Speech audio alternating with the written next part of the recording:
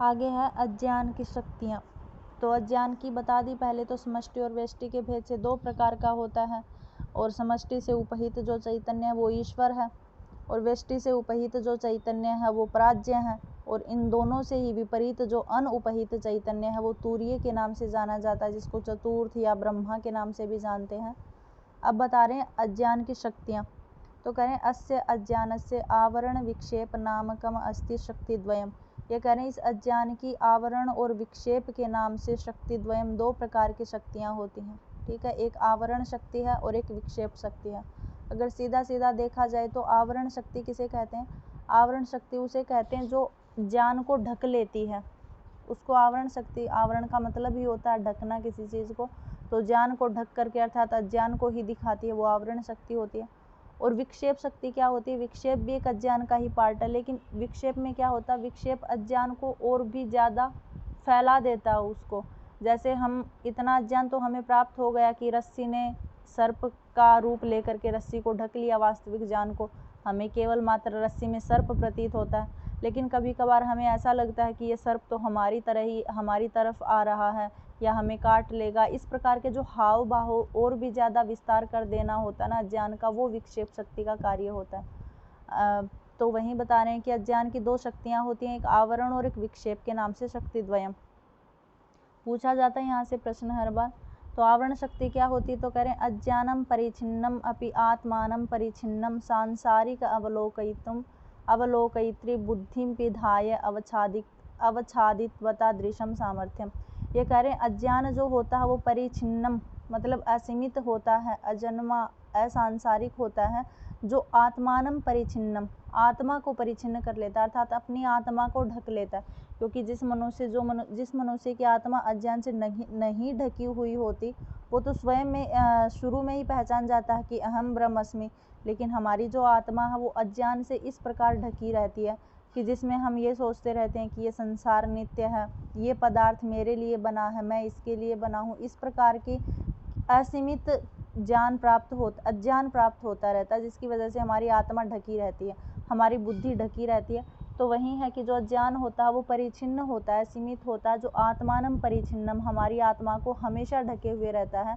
और कहाँ रख देता है? सांसारिणम मतलब हमें सांसारिक असंसारिक मतलब किसी भी प्रकार से संसार से दूर नहीं जाने देता।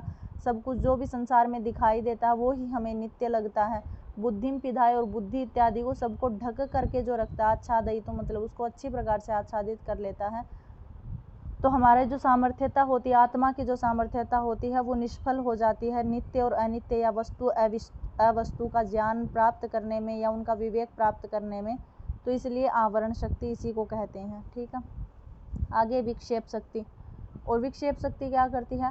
विक्षेप शक्ति लिंगादि ब्रह्मांड अंतम जगत सृजति थी। जो विक्षेप शक्ति होती है वो तो अज्ञान को और भी ज़्यादा प्रसारित करने वाली होती है। आच्छादित या आवरण में क्या होता है? आच्छादित या आवरण में मात्र इतना होता है कि हमें अज्ञान प्राप्त होता है, अर्थात हमारे ज्ञान को आकर के अज्ञान रूपी शक्ति ढक लेती है, इतना होता है। लेकिन उस अज्ञान का और भी अत्यधिक विस्तार करने वाली जो शक्ति होती है वो विक्षेप का सामर्थ्य है। विक्षेप क्या करता है? विक्षेप लिंग आदि अर्थात लिंग आदि यानी करण आदि या सूक्ष्म शरीर आदि से ले करके ब्रह्मांड अंतम ब्रह्मांड के अंत तक स्थूल शरीर, सूक्ष्म शरीर, ये सारे कुछ बनना, जगत सृजति जगत इत्यादि का संसरण करना, जगत इत्यादि का सर्ग यानी जगत इत्यादि की रचना करना, यह सारा किसके कार्य हैं? विक्षेप शक्ति ही विक्षेप शक्ति के कार्य हैं। तो विक्षेप शक्ति से ही लिंग से ले करके, लिंग बोलते हैं सूक्ष्म शरीर को, तो लिंग से ले करके ब्रह्मांड पर्यंत तक, जब तक शरीर की जगत की रचना नहीं हो जाती तब तक का जो अज्ञान रूपी कार्य करती है वो विक्षेप शक्ति है। अब कह रहे चैतन्य की क्या प्रधानता है, कारणों की क्या प्रधानता। हर जो दर्शन है वो कारण मानता है, जैसे न्याय दर्शन 3 कारण मानता है, समवायी या समवायी निमित्त कारण, वैसे ही ये भी 2 कारण मानते हैं, एक उपादान कारण मानते हैं और एक निमित्त कारण मानते हैं। तो कह रहे शक्ति ही द्वयम अज्ञान उपहितम चैतन्यम, अर्थात अज्ञान से उपहित जो चैतन्य है, समष्टि से ईश्वर उत्पन्न हुआ था, व्यष्टि से प्राज्ञ उत्पन्न हुआ था, तो दोनों ही अज्ञान से उपहित चैतन्य थे। तो कह रहे हैं कि इन दोनों शक्तियों से कि अज्ञान उपहित जो चैतन्य है वो स्वप्रधानतया अर्थात अपनी प्रधानता से तो निमित्त कारण है, और आगे कहा उपाधि प्रधानतया उपादान कारण। अब उपाधि इन्होंने ईश्वर की और प्राज्ञ की धारण कर रखी है, तो उपाधि की प्रधानता से ये उपादान कारण होते हैं। ठीक है, अर्थात दो शक्ति कौन सी हैं? ज्ञान से उपहित जो आवरण और विक्षेप शक्ति हैं, इन दो शक्तियों से ईश्वर और प्राज्ञ से युक्त जो चैतन्य है वो अपने प्राधान्य के कारण तो निमित्त कारण है और अपनी उपाधि की प्रधानता के कारण उपादान कारण होते हैं। तो दो कारणों को मानता है, एक उपादान कारण को और एक निमित्त कारण को। उपादान कारण का ही दूसरा नाम समवायी कारण है। ठीक है, अब आगे है आकाश आदि की उत्पत्ति होती है तभी तो जगत की उत्पत्ति होती है, वहीं बता रहे हैं हम। करें तमह प्रधान विक्षेप शक्ति। देख, विक्षेप शक्ति में पहले ही बताया था कि विक्षेप शक्ति में ही ऐसा सामर्थ्य है जो लिंग शरीर से लेकर के ब्रह्मांड पर्यंत जगत का सृजन करती है। लेकिन कौन सी विक्षेप शक्ति है? तो अज्ञान से है, तो सीधी सी बात है तम प्रधान होगी, तमोगुण प्रधान होगी। तो वही बता रहे हैं कि तमह प्रधान विक्षेप शक्ति ही, अर्थात जो तम प्रधान विक्षेप शक्ति होती है उससे अज्ञान उपहितम चैतन्यम, उस अज्ञान उपहित चैतन्य से आकाश उत्पन्न होता है। आकाशात वायु, आकाश से वायु, वायु हो अग्नि, वायु से अग्नि उत्पन्न होती है और अग्नेर अपः, अर्थात अग्नि से जल उत्पन्न होता है और अद्भय अर्थात पृथ्वी इत्यादि उत्पन्न च उत्पद्यते, पृथ्वी इत्यादि ये सारे उत्पन्न होते हैं। किससे? तमोगुण प्रधान विक्षेप शक्ति से युक्त अज्ञान उपाधि से उपहित चैतन्य से आकाश, आकाश से वायु, वायु से अग्नि, अग्नि से जल और जल से पृथ्वी, ये सारे ईश्वर से उत्पन्न होते हैं। क्योंकि शुरू में ही बता दिया था जगत कारणम ईश्वरम, जगत का कारण होने की वजह से ईश्वर जगत का कारण माना जाता है या कारण शरीर माना जाता है। और यहाँ पर बता दिया कि अज्ञान उपहित चैतन्यम, अज्ञान से उपहित जो उपाधि से चैतन्य ईश्वर है उसके द्वारा ये सारे उत्पन्न होते हैं तमोगुण से। आगे है सूक्ष्म भूतों के उपनाम। सूक्ष्म भूत जो होते हैं मतलब जिनको कारण शरीर इत्यादि या सूक्ष्म भूत बोलते हैं। तो करे तन्नैव सूक्ष्म भूतानि तन्मात्राणि, उनको तन्मात्राएं भी कहते हैं। अपंचीकृतानि, अपंचीकृत कहते हैं क्योंकि पंचीकृत किसको बोलते हैं? स्थूल शरीर को, और अपंचीकृत किसको बोलते हैं? तो सूक्ष्म भूतों को। तो कह रहे हैं कि तन्मात्र और अपंचीकृत के नाम से ये जाने जाते हैं, अर्थात ये जो सूक्ष्म भूत होते हैं वो तन्मात्राओं के नाम से और अपंचीकृत के नाम से कहे जाते हैं। आगे है सूक्ष्म शरीर और स्थूल भूत की उत्पत्ति कैसे होती है। तो कह रहे हैं एतेभ्य अर्थात जो ऊपर बताए हैं, ऊपर कौन बताए? सूक्ष्म भूत। तो कह रहे एतेभ्य अर्थात सूक्ष्म भूतों के द्वारा ही सूक्ष्म शरीराणि, सूक्ष्म शरीरों की, और स्थूल भूतानि च उत्पद्यन्ते, स्थूल भूतों की उत्पत्ति होती है। अर्थात इन्हीं से मिल करके सूक्ष्म शरीर उत्पन्न होते हैं और स्थूल भूतानि च उत्पद्यन्ते, और स्थूल भूत उत्पन्न होते हैं। आगे है सूक्ष्म शरीर। सूक्ष्म शरीर कैसा होता है? तो कह रहे सूक्ष्म शरीराणि सप्तदश अवयवानि लिंग शरीराणि च। जो वेदांत सार है वो सूक्ष्म शरीर में सप्तदश अवयवानि, सप्तदश अवयवों से मिल करके अर्थात 17 अवयवों से मिल करके सूक्ष्म शरीर का निर्माण होता है। और लिंग शरीराणि च, इसी को लिंग शरीर के नाम से भी जाना जाता है। ठीक है, अर्थात जो सूक्ष्म शरीर होता है वो सप्तदश अवयवानि, 17 प्रकार के अवयवों से मिल करके बनता है। और लिंग शरीराणि च, और इससे लिंग शरीर की उत्पत्ति यानी सूक्ष्म शरीर की उत्पत्ति भी कही जाती है। तो 17 अवयव कैसे हो जाएंगे? पंच ज्ञानेन्द्रियाणाम, 5 प्रकार की ज्ञानेन्द्रिय, पंच कर्मेंद्रियाणाम, और 5 प्रकार की कर्मेंद्रिय, 10 हो जाएंगे। 5 प्रकार की वायु को मानता है, प्राण, अपान, व्यान, उदान और समान, ये 5 प्रकार की वायु यानी 15 हो जाएंगे। और बुद्धि और मन को मानता है। ठीक है, अहंकार और चित्त को इन्हीं के अंतर्गत मान लेते हैं, अलग से नहीं मानते हैं। तो बुद्धि और मन मिल करके 17 अवयव हो जाएंगे, जबकि सांख्य दर्शन या सांख्य कारिका एक अहंकार को जोड़ करके 18 सूक्ष्म शरीर मानता है। और वेदांत सार 17 ही अवयवों मानता है, 17 ही अवयवों को सूक्ष्म शरीर के नाम से जानता है, जिसमें 5 ज्ञानेन्द्रिय, 5 कर्मेंद्रिय, 5 वायु, बुद्धि और मन, ये 17 अवयव सूक्ष्म शरीर के नाम से जाने जाते हैं या जिनको लिंग शरीर भी कहा जाता है। अब कह रहे ज्ञानेन्द्रियों की उत्पत्ति कहाँ से होती है। तो कह रहे हैं एतानि आकाश आदीनाम सात्विक अंशेभ्यो व्यस्तेभ्यः पृथक पृथक कर्मेण उत्पद्यन्ते। ये कह रही जो ज्ञानेन्द्रियां होती हैं वो आकाश आदि नाम सात्विक अंशेभ्य है, वो आकाश आदि के सात्विक अंश से, 3 अंश होते हैं, सात्विक, तामसिक और राजसिक। तो कह रहे हैं जो ज्ञानेन्द्रियां होती हैं, ज्ञानेन्द्रियां मतलब हमारे मन, श्रोत्र, त्वक, चक्षु, जीवा और घ्राण, ये जो 5 इंद्रियां होती हैं वो हमारी आकाश के सात्विक अंश से व्यस्तेभ्य पृथक पृथक अर्थात अलग अलग क्रम से उत्पन्न होती हैं। कोई आकाश से उत्पन्न होगी, कोई वायु से उत्पन्न होगा, कोई जल से उत्पन्न होता है। तो इस प्रकार से आकाश के सात्विक अंश से और अलग अलग यानी पृथक पृथक क्रम से उत्पन्न होती हैं। तो ये ज्ञानेन्द्रियां हैं। आगे बुद्धि का लक्षण बता रहे हैं, बुद्धि कैसी है, तो कह रही बुद्धिर नाम निश्चयात्मिका अंतःकरण वृत्ति। बुद्धि किसे कहते हैं, तो कह रहे बुद्धि तो उसे कहते हैं जो निश्चयात्मिका अंतःकरण वृत्ति, अर्थात निश्चय करने वाली अंतःकरण की जो वृत्ति होती है वो बुद्धि होती है। ठीक है, अर्थात निश्चय करने वाली अंतःकरण जो वृत्ति हुई थी, तीनों ये बुद्धि और मन दोनों अंतःकरण के विषय हैं, बाह्य नहीं है, इसीलिए कहा गया कि निश्चय करने वाला अंतःकरण की जो वृत्ति होती है वो बुद्धिर नाम, बुद्धि के नाम से जानी जाती है। आगे मन का लक्षण दे रहे हैं, तो कह रहे मनो नाम संकल्प विकल्पात्मकम अंतःकरण वृत्ति। ये कह रहे मन कैसा होता है, तो कह रहे संकल्प विकल्पात्मकम अंतःकरण वृत्ति, संकल्प और विकल्प करने वाली अंतःकरण की जो वृत्ति होती है उसको मनोनाम, मन के नाम से जाना जाता है। आगे चित्त का लक्षण दे रहे हैं, चित्त कैसा होता है, तो कह रहे अनुसंधान आत्मिका अंतःकरण वृत्ति चित्तम, अर्थात अनुसंधान इत्यादि का कार्य करने वाला अंतःकरण की जो वृत्ति होती है वो चित्तम, चित्त के नाम से जानी जाती है। आगे अहंकार, अहंकार किसे कहते हैं, तो कह रहे अभिमानात्मिका अंतःकरण वृत्ति अहंकार है, अर्थात अभिमान करने वाली अंतःकरण की जो वृत्ति है उसको अहंकार के नाम से जाना जाता है। ठीक है, अब कह रहे चारों की उत्पत्ति कहाँ से होती है, जैसे ज्ञानेंद्रियों की उत्पत्ति बताई थी कि आकाश आदि के सात्विक अंश से पृथक पृथक उत्पन्न होती हैं, तो वैसे ही इन चारों की उत्पत्ति यानी बुद्धि, मन, अहंकार और चित्त की उत्पत्ति कहाँ से होती है, तो कह रहे हैं एते, अर्थात ये जो चारों हैं वो पुनः आकाश आदिगत सात्विक अंश से भी हो, ये भी चारों आकाश आदि के सात्विक अंश से मिलितेभ्य उत्पद्यन्ते, मिल करके उत्पन्न होते हैं। एक थोड़ा सा ही चेंज है ज्ञानेंद्रिय और इन चारों में, ज्ञानेंद्रिय भी आकाश के सात्विक अंश से उत्पन्न होती हैं और ये भी चारों आकाश के सात्विक अंश से उत्पन्न होते हैं, लेकिन वो पृथक पृथक क्रमशः उत्पन्न होती हैं और ये चारों मिल करके उत्पन्न होती हैं। ऐसा नहीं है कि आकाश से एक चीज़ उत्पन्न होगी, वायु से एक उत्पन्न होगी, ऐसा नहीं, मिल करके उत्पन्न होती हैं, कोई किसी से आपस में मिल करके। तो वही है कि आकाश आदि के सात्विक अंश से मिलितेभ्य उत्पद्यन्ते, कि मिल करके जो उत्पन्न होती हैं वो ये चारों हैं। आगे कर्मेंद्रिय उत्पत्ति, कर्मेंद्रिय किसे कहते हैं, तो वाक, पाणि, पाद, पायुपस्थ, ये 5 प्रकार की कर्मेंद्रियाँ होती हैं। इनकी उत्पत्ति कहाँ से होती है, तो कह रहे एतानी, अर्थात ये जो कर्मेंद्रियाँ हैं वो पुनर् आकाश आदि नाम, ये आकाश आदि से ही उत्पन्न होती, लेकिन किस अंश से, कह रहे रजो अंशेभ्य, रजो अंश से यानी राजसिक जो अंश होता है उससे उत्पन्न होकर के व्यस्तेभ्य पृथक पृथक कर्मेण उत्पद्यन्ते, व्यस्त होकर के यानी अलग अलग क्रमशः पृथक पृथक पैदा होती हैं। तो कर्मेंद्रियाँ जो होती हैं वो आकाश आदि के रजो अंशेभ्य व्यस्तेभ्य, मतलब पृथक पृथक, जैसे ज्ञानेंद्रिया सात्विक के अंश से अलग अलग होकर के उत्पन्न होती हैं, उसी प्रकार से कर्मेंद्रिया आकाश के राजसिक अंश से यानी रजोगुण से व्यस्तेभ्य पृथक पृथक उत्पन्न होती हैं।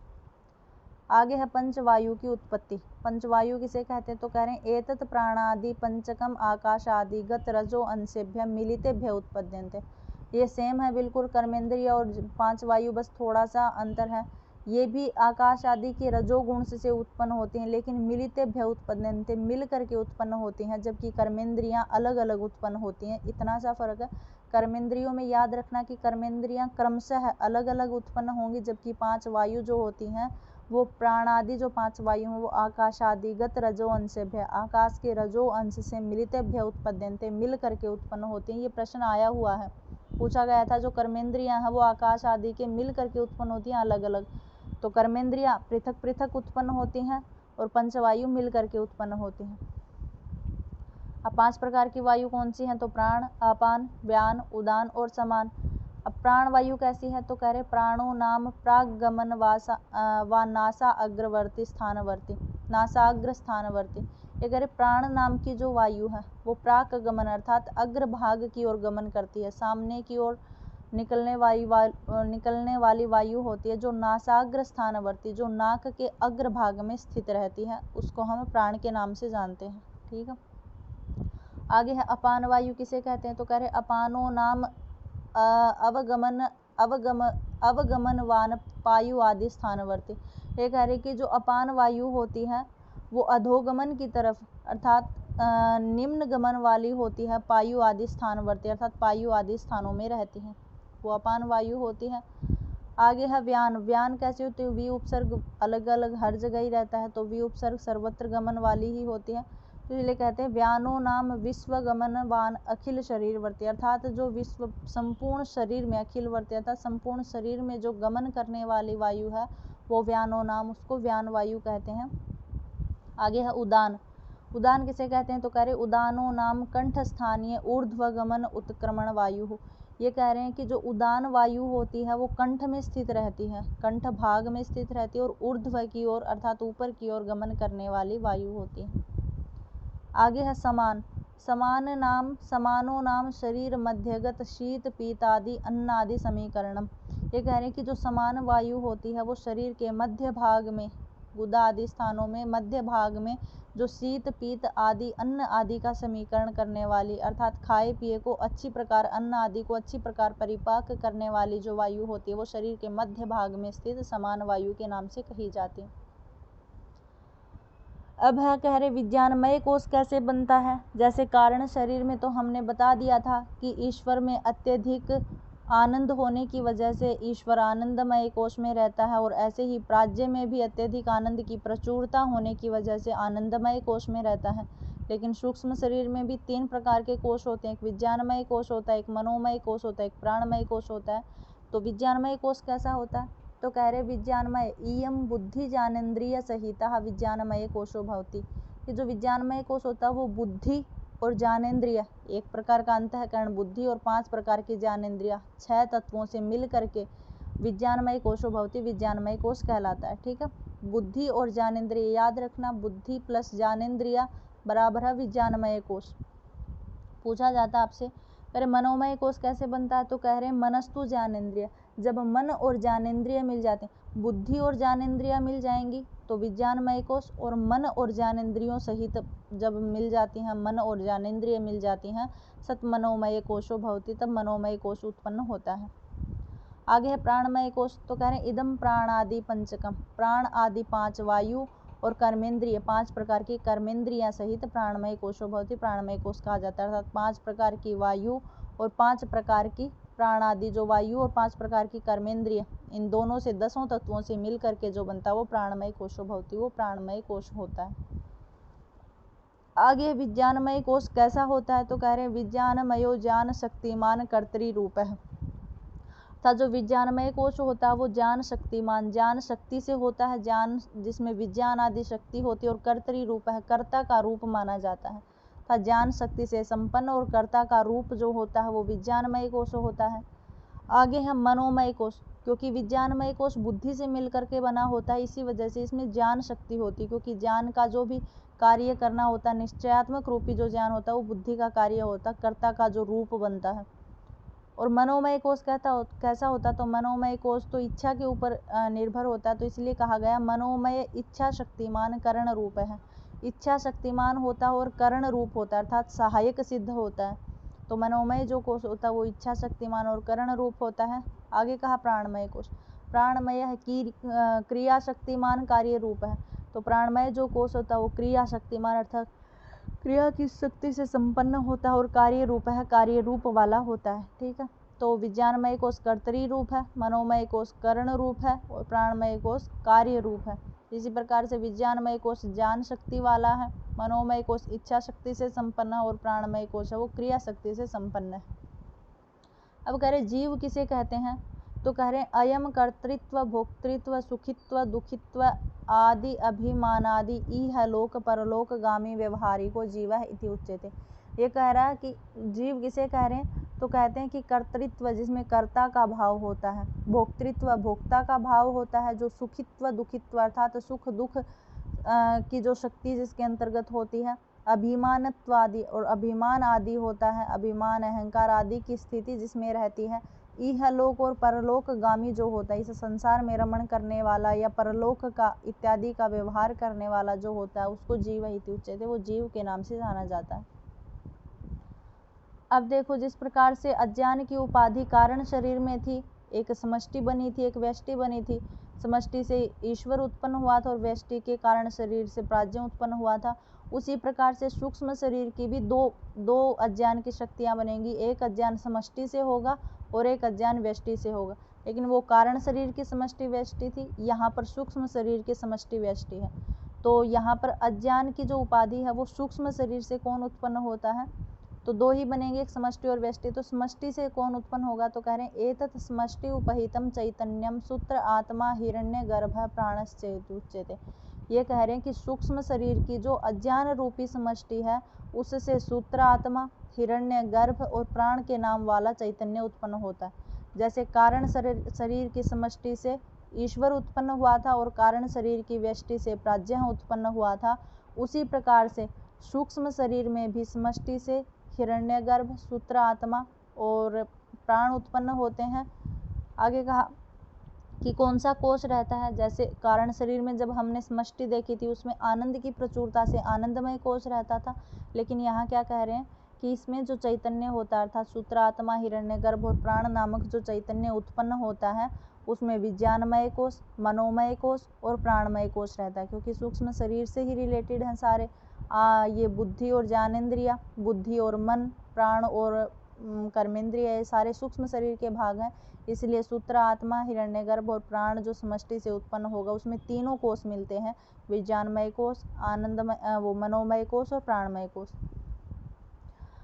हमने कारण शरीर में भी पढ़ा था कि कौन सी अवस्था में रहता है, तो कारण शरीर में बताया था कि हमेशा ईश्वर और प्राज्ञ जो होता है वो हमेशा सुषुप्ति अवस्था में रहता है। लेकिन यहाँ कैसे रहे शरीर में, तो कह रहे जागृत वासनामयत्वात् स्वप्नो अतः एव स्थूल प्रपंच लय स्थानम इति उच्यते। ये कह रहे कि स्वप्नावस्था में रहता है। कैसी स्वप्नावस्था, तो कह रहे जागृत वासना रूपी, मतलब एक प्रकार से ऐसा जागरणशील सा रहता है थोड़ा थोड़ा, ये नहीं कि पूर्ण रूप से जागृत अवस्था में। जागृत रूपी वासना की जो स्वप्नावस्था होती है, मतलब मूल रूप से स्वप्नावस्था में ये समष्टि उपहित चैतन्य रहता है, जो स्थूल प्रपंच का लय स्थान कहा जाता है। कारण शरीर में क्या था, स्थूल और सूक्ष्म दोनों का प्रपंच लय स्थान था, जबकि सूक्ष्म में क्या है, केवल मात्र स्थूल भूत का प्रपंच, स्थूल शरीर का प्रपंच लय स्थान ये बनता है और स्वप्नावस्था में रहता है। ये समष्टि था। अब व्यष्टि में कैसे है, तो व्यष्टि में भी बिल्कुल ऐसे ही है कि बस थोड़ा चेंज हो जाएगा कि वो समष्टि से उत्पन्न होते हैं, अब ये सूक्ष्म शरीर की व्यष्टि से। तो व्यष्टि से उपहित जो चैतन्य होता है वो तेजसो भवति, तेजस के नाम से जाना जाता है। ठीक है, कारण शरीर की व्यष्टि जो हमने देखी थी वहाँ प्राज्ञ उत्पन्न हुआ था व्यष्टि से, लेकिन सूक्ष्म शरीर की व्यष्टि से तेजसो भवति, तेजस उत्पन्न होता है, जो विज्ञान आदि त्रय कोश त्रय है, तीनों कोशों से युक्त होता है। मतलब समष्टि की त्रय विज्ञान, मनोमय और प्राणमय तीनों कोशों से युक्त होता है। जिस प्रकार से सूत्रात्मा, हिरण्यगर्भ ये स्वप्नावस्था में थे, स्थूल प्रपंच का लय स्थान था, उसी प्रकार से तेजस भी है, ये जागृत की वासना रूपी स्वप्नावस्था में अर्थात स्वप्नावस्था में रहता है और स्थूल शरीर का लय स्थान उच्यते, लय स्थान कहा जाता है। इस प्रकार से सूक्ष्म शरीर की उत्पत्ति होती है। ठीक है, तो ये सूक्ष्म शरीर की उत्पत्ति, इससे आगे स्थूल शरीर की उत्पत्ति होगी। स्थूल शरीर में भी यही सब बताया जाएगा कि कौन से तत्वों से मिल करके सूक्ष्म शरीर बनता है और इसकी समष्टि व्यष्टि में कौन कौन उत्पन्न होते हैं, ये कौन सी अवस्था, इनके अंतर्गत कौन सा कोश रहता है, कौन सी अवस्था में रहते हैं। तो यहाँ तक आज हमने ये पढ़ा कि जो सूक्ष्म शरीर है वो इन से मिल करके बना होता है, 17 तत्वों से मिल करके बना होता है और इसमें 3 कोश पाए जाते हैं। बुद्धि और ज्ञानेंद्रियों से विज्ञानमय कोश बनता है, मन और ज्ञानेंद्रियों से मनोमय कोश बनता है और कर्मेंद्रियों और 5 प्रकार की वायुओं से प्राणमय कोश बनता है। कहाँ से उत्पन्न होते हैं ये भी आपको देखना है, और पृथक पृथक उत्पन्न कौन कौन होते हैं, मिल करके कौन उत्पन्न होते हैं। सूक्ष्म शरीर की भी अज्ञान की 2 शक्तियाँ हैं, एक समष्टि है, एक व्यष्टि है। समष्टि से सूत्रात्मा, हिरण्यगर्भ और प्राण उत्पन्न होता है, जिसमें तीनों प्रकार के कोश पाए जाते हैं, प्राणमय, विज्ञानमय और मनोमय कोश पाए जाते हैं। और ये हमेशा समष्टि वाला हमेशा स्वप्नावस्था में रहता है और स्थूल प्रपंच का लय स्थान है। ऐसे ही हमने व्यष्टि पढ़ा कि व्यष्टि से उपहित जो चैतन्य है वो तेजस है, इसमें भी तीनों प्रकार के विज्ञानमय, मनोमय और प्राणमय कोश पाए जाते हैं, ये भी स्वप्नावस्था से ही सहित होता है और इसमें भी स्थूल शरीर को लय स्थान मतलब स्थूल शरीर का लय रूपी स्थान है, प्रपंचों का लय स्थान है, इसलिए इसको व्यष्टि कहा जाता है। और इस प्रकार से सबसे मिल करके ये सूक्ष्म शरीर की उत्पत्ति होती है। तो यहाँ तक वेदांत सार में कारण शरीर की उत्पत्ति हो गई और अभी सूक्ष्म शरीर की उत्पत्ति होगी, आगे है स्थूल शरीर की उत्पत्ति। ठीक है।